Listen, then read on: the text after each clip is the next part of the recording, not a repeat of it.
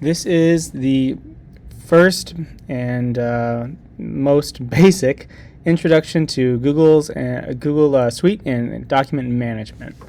So let's get going. The first thing I want us to understand is the difference between uploading and downloading. Mostly this is for the purpose of us understanding what we're talking about when I'm asking you to do something. So uploading is the process of putting content onto the web, onto a server. So most commonly this is going to be you putting something onto Google Drive from your computer or your phone. Maybe Canvas is another place. We won't be submitting to Canvas in this class, but that's another place where you would be uploading a photo, a document. Downloading is the process of getting it off of the internet, off of the server. So that's downloading from Google Drive. And generally that's like right-click on the document, download, and that's going to put it onto your computer. Generally speaking, it's going to go to Downloads, which is in your Finder. So your Finder is down here, the little face. It shows you kind of where all the different places things can be stored on your computer. Downloads is usually where it downloads to, and you would see it in a big list like that. Occasionally you can send it to other places, but that's the default. AirDrop. So for Apple users, of course we have iMacs in the room, but many people have iPhones. This can be a convenient way to transfer files from a iOS device like your phone to a Mac. That on the Mac side is located here under AirDrop. You just want to make sure that it's clicked right here, discoverable by everyone, and you would see your device pop up. Let's see if I can turn on my device real quick and see if it pops up. Yep, there I am. Your computer should be numbered, so you should be able to find what computer you're wanting to drop it to. But it's a very simple send it process. We'll have some other videos demoing that. But you can send it both from the computer to your device and from your device to the computer. So on to Google Docs. We should be pretty familiar for most of it, I think, with this. So this is the kind of word processor that's within the Google Suite. You can type up things, you can insert pictures and things like that, but what I want to emphasize for us in this class is this is a good format for sharing text, but if you put a photo into this, it's difficult to get it out, and if you do, it's lost image quality. So this is not how I want photos to be shared, or certainly not submitted. Text, though, when needed, is a great tool.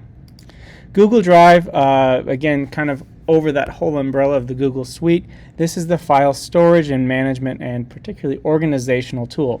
This is how you'll organize your own content, but this is also how you'll submit your content to the class's shared folder.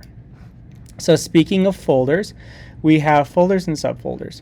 So within Google Drive, think of it as one big room, Google Drive, and you can have different organizational folders within that big room.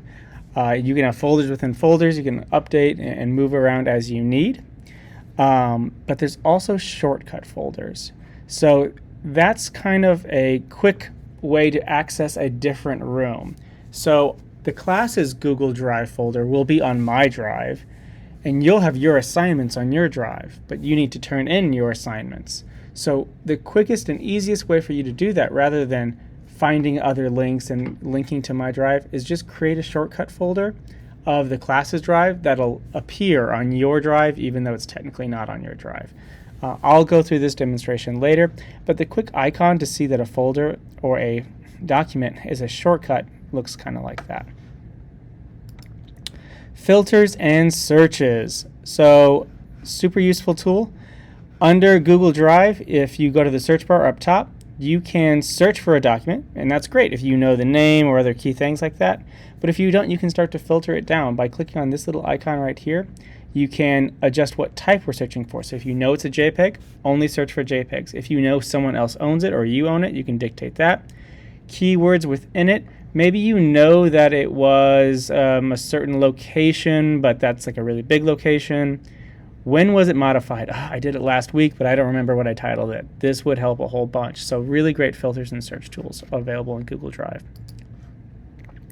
Files. There's all kinds of different files. We recognize a lot of these, hopefully. Google Docs, Google Sheets, Google Slides. All of these can be inserted and managed within Google Drive, and we'll probably use a lot of these. We'll definitely be using Photoshop and InDesign and Illustrator files as well. These are a part of the Adobe suite, which is what we're going to dominantly use for our programs. So we also have some things like this we'll probably get into as well. But there will be assignments, in fact, very, very soon, where we're submitting videos and other images as well. Move, copy, rename. So once you've uploaded your assignment to your Google Drive, great, that's good for you, but you're going to need to submit it as well. So you could do that a number of ways. If you named it incorrectly for submission, you can always just right-click on the document and it gives you all these options. You can rename it, which is right here, allowing you to change the name. Generally speaking, we're naming it last name, then the assignment, just for organizational purposes. You can copy it, which would duplicate it right where it was, and then you can move it. So move to.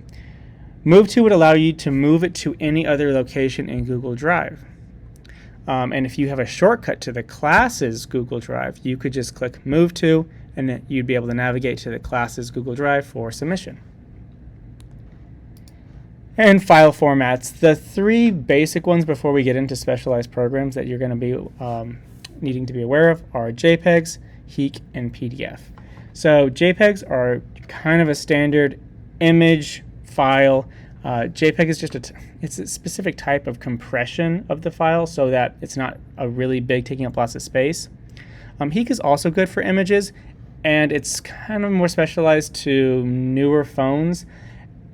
If you think about it, newer phones, lots of pictures, lots of really big resolution pictures. They figured out a way to make them even smaller. And then PDFs are some really great high resolution, great for text especially, because you're going to need a lot of detail when text. And I can show you some of the differences here. So if we go back to Finder, we've got a few different types of files. You can see under kind, we have JPEGs right here. They're not very big pictures. We have a PDF, which is quite a bit bigger of a file. And then we have that HEIC, labeled that for some reason here, but it's notably bigger because that is a high-resolution image from my phone. These were screenshots. If we go to other JPEGs, a lot of them are going to just be downloaded stuff anymore. That is kind of the default for internet images.